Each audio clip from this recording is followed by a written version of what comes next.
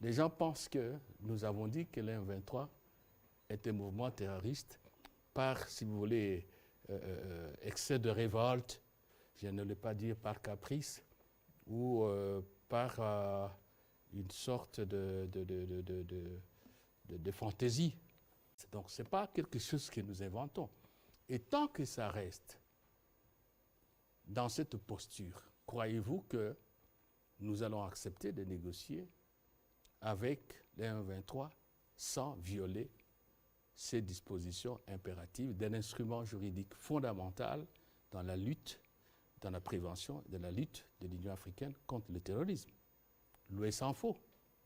Est-ce que vous croyez que vous, le Congolais qui nous suivez, vous êtes prêts à accepter cela? Je ne le crois pas. Donc, soyez rassurés, et le président l'a dit aussi, et à la suite du président, nous avons eu à répéter le président.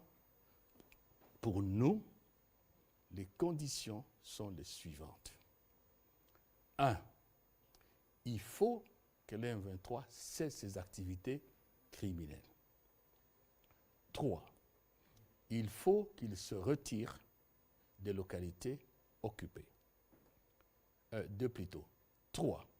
Il faut que nos compatriotes qui ont été chassés par la violence reviennent à leur domicile.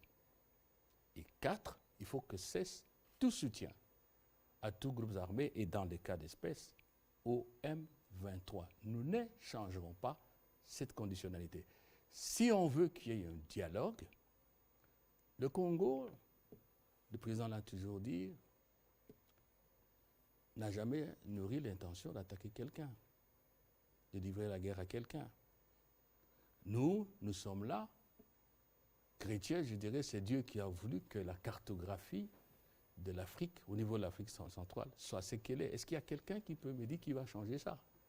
Ça ne changera jamais. Et ce serait tout à fait irresponsable. Le président l'a dit dans son discours à la conférence diplomatique, à la 12e conférence diplomatique, que ce serait vraiment suicidaire, c'était son expression.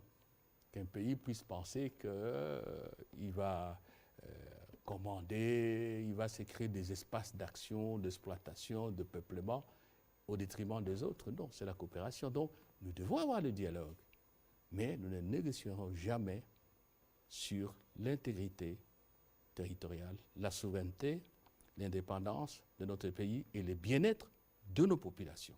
Si cela est fait, je dis encore une fois, l'histoire étant ce qu'elle est, la politique des États se trouve aussi dans leur géographie. Nous sommes ouverts à des discussions autant que faire se peut, étant entendu bien sûr qu'en la matière, la confiance et l'intérêt mutuel constituent des fondamentaux qui fécondent toute perspective de coopération et de partenariat mutuellement bénéfiques.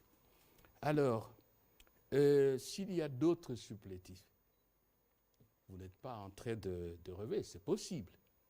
Tant il est vrai que jusqu'à aujourd'hui, rien ne prouve que nos frères d'en face du lac Kivu, si je ne m'abuse, rien ne prouve qu'ils vont renoncer.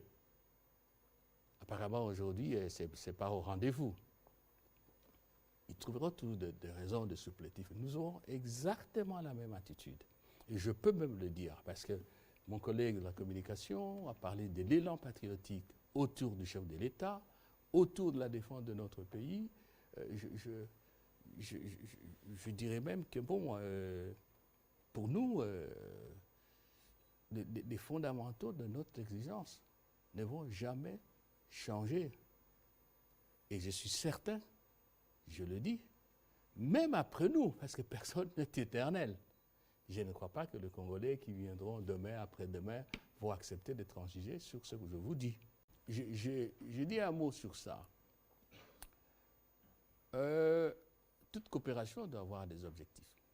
C'est clair comme de l'eau claire dans un verre clair. Quand on a soif, on la prend et on boit. Mais si on a une coopération qui ne rime à rien, s'il n'y a pas confiance, s'il n'y a pas intérêt mutuel, ben on ne coopère pas. Mais aujourd'hui, c'est du rêve.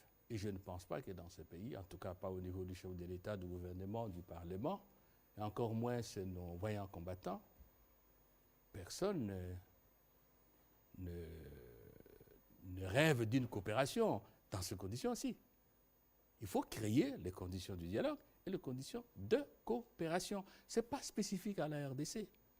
Même entre les individus, quand on veut jouer à je ne sais pas quel jeu, on veut être des amis. Il faut qu'il y ait des conditions qui vous rapprochent. Donc, et qu'est-ce que j'allais dire encore en dernière analyse? Allez, attendez là. Nous sommes membres de l'Union africaine, n'est-ce pas? Il y a tout le plan, il y a les CAF, les objectifs, le plan 2063 et tout ce que vous voulez là. Nous sommes membres de la communauté d'Afrique de l'Est, qui est un champ de coopération élargi. Nous venons d'y adhérer. Le Rwanda est là. Où nous sommes dans cette communauté régionale et nous nous engageons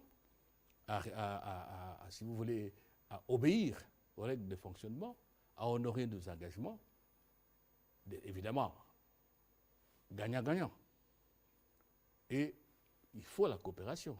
Il n'y a pas moyen de faire autrement. Il faut lire le traité de la communauté. Ou alors nous disons, on ne coopère pas avec un État de la communauté, on ne trouvera jamais de compromis, alors quelque part, nous ne sommes pas conséquents. Mais, encore une fois, on ne coopère pas dans n'importe quelle condition. Il faut que toutes les conditions soient créées.